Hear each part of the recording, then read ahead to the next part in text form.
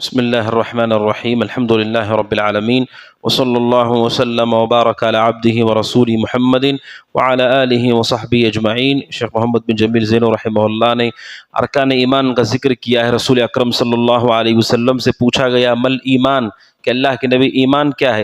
آپ نے کہا ان تؤمن باللہ، اللہ پر ایمان لاؤ، وملائکتہ اس کے فرشتوں پر، وکتبہ اس کی کتابوں پر، تین چیزوں کا ذکر ہو چکا، ورسلہ چوتھی چیز جس پر ایمان لانا ضروری ہے، جس کے بغیر ایمان نہیں، ورسلہ اللہ کے رسولوں پر ایمان لانا۔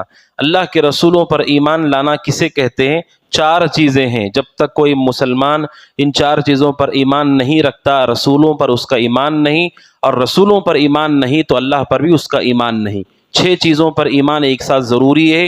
رسولوں پر ایمان میں 4 چیزوں پر ایمان لانا ضروری ہے۔ سب سے پہلی بات ہے وہ یہ، اس بات پر ایمان لانا کہ اللہ تبارک و تعالیٰ نے رسولوں کو لوگوں کی ہدایت کے لیے ہر زمانے میں بھیجا ہے، ہر قوم میں اللہ تبارک و تعالیٰ نے بھیجا ہے۔ وَإِن مِّنْ أُمَّةٍ إِلَّا خَلَا فِيهَا نَذِيرٌ، اور رسولوں کا بھیجنا اللہ کی ربوبیت میں سے ہے۔ ہم اللہ کے بارے میں عقیدہ رکھتے ہیں، اللہ تعالیٰ ہمارا رب ہے، خالق ہے، مالک ہے، رازق ہے، اسی میں ہمارا ایمان ہے کہ اللہ تبارک و تعالیٰ رسولوں کو بھیجتا ہے ہدایت کے لیے، ورنہ اگر رسول نہ ہوں تو انسان جانوروں سے بھی برے ہو جاتے ہیں۔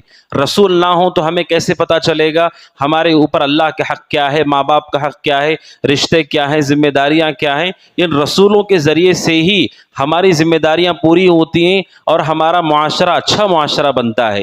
رزق موجود ہو، اگر رسول نہ ہو، رسول کے بغیر انسانی سماج کا کوئی تصور نہیں ہے۔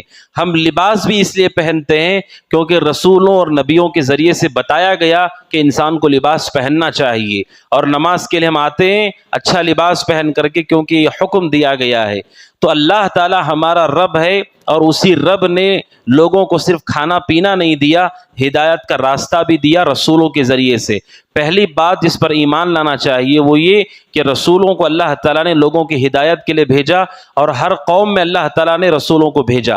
اور قرآن یہ ضابطہ بتاتا ہے کہ جن تک رسولوں کی دعوت نہیں پہنچی، جن کے پاس رسول نہیں آئے، انہیں عذاب نہیں ہوگا۔ اللہ سبحانہ وتعالیٰ کہتا ہے وَمَا كُنَّا مُعَذِّبِينَ حَتَّى نَبْعَثَ رَسُولًا، کہ ہم اس وقت تک کسی کو عذاب نہیں دیتے جب تک ہم رسول نہ بھیجیں۔ کیوں؟ کیونکہ انسان خود فطرت سے ہدایت کو پوری طرح معلوم نہیں کر سکتا۔ اگر کسی انسان کو ایسی جگہ رکھا جائے جہاں کوئی کتاب نہ ہو، کوئی عالم نہ ہو، دین بتانے والا کوئی نہ ہو، تو وہ سوچ کر کے دین نہیں معلوم کر سکتا ہے۔ دین کے لیے ضروری ہے رسول اس تک پہنچیں۔ اس لیے قرآن کہتا ہے کہ اللہ تعالیٰ کسی کو اس وقت تک عذاب نہیں دیتا جب تک ان کے پاس رسول نہ پہنچیں یا رسولوں کی تعلیمات نہ پہنچیں۔ اگر نہیں پہنچی ہیں انہیں عذاب نہیں ہوگا۔ کیا ہوگا ان کے ساتھ؟ مسند احمد کی روایت ہے کہ کل قیامت کے دن ان کا دوبارہ حساب ہوگا، ان کا دوبارہ حساب ہوگا۔ اللہ تبارک و تعالیٰ حشر کے میدان میں ان کا دوبارہ حساب لے گا۔ اگر اس میں وہ کامیاب ہو گئے تو ان کے لیے کامیابی ہے، اگر اس حساب میں وہ ناکام ہوئے تو اللہ تعالیٰ ان سے کہے گا کہ تم مجھے دیکھ کر کے، یعنی میرے سامنے ہوتے ہوئے جب تم نے میری بات کو تسلیم نہیں کیا تو پھر تم میرے رسولوں پر بھی ایمان نہیں لاتے، تو انہیں جہنم میں داخل کیا جائے گا۔ یہ ضابطہ ہے کہ جب تک رسولوں کی دعوت نہیں پہنچتی اس وقت تک اللہ تعالیٰ قوموں کو عذاب نہیں دیتا ہے۔ یہ پہلی بات ہے۔ اور دوسری بات ہے جس کو ماننا ضروری ہے، اللہ تعالیٰ نے نبیوں اور رسولوں کے نام ذکر کیے 25 جو قرآن میں مذکور ہیں۔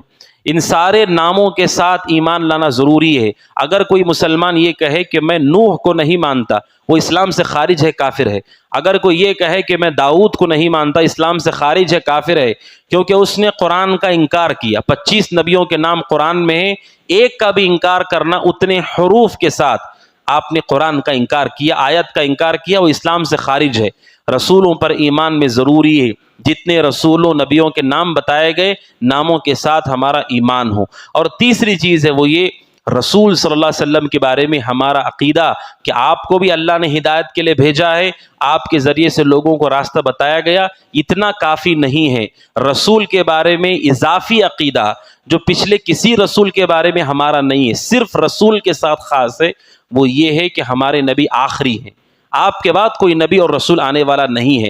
اگر کوئی آدمی اس عقیدے کو نہیں مانتا، سارے نبیوں کو بھی مانے، تو اسلام سے خارج ہے، کیونکہ قرآن کہتا ہے کہ ہمارے جو نبی ہیں محمد صلی اللہ علیہ وسلم وہ آخری نبی اور رسول ہیں، آپ کے بعد اللہ تبارک و تعالیٰ کسی نبی اور رسول کو بھیجنے والا نہیں، ہر قوم کے پاس ہمارے نبی کی اس دین کو لے جانے والے علماء ہوں گے، دعات ہوں گے، مبلغین ہوں گے اور طلبۃ العلم ہوں گے، وہ دین لے کر کے وہاں تک جائیں گے، ورنہ رسولوں کا سلسلہ ختم ہو چکا ہے۔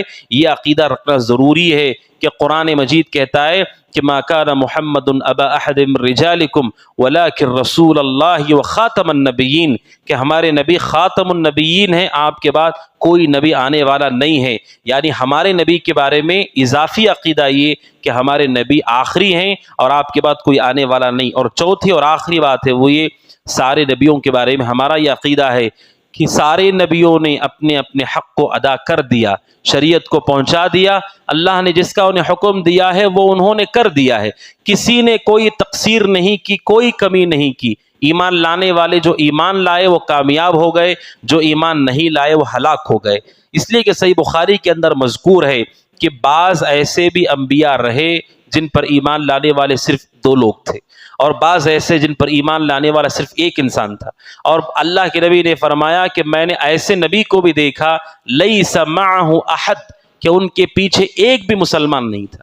ایسے نبی بھی زمین پر آئے ہیں جن کی دعوت کو کسی نے قبول نہیں کیا، لیکن ہمارا یہ عقیدہ ہے جنہوں نے قبول نہیں کیا وہ ہلاک ہونے والے ہیں، لیکن اس نبی نے پورا حق ادا کیا، لوگوں کے سامنے دین کو پوری وضاحت سے بیان کیا۔ تو چوتھی چیز ہے جو ضروری ہے وہ یہ، ہم نبیوں اور رسولوں کے بارے میں عقیدہ رکھے کہ انہوں نے اپنے حق کو ادا کر دیا۔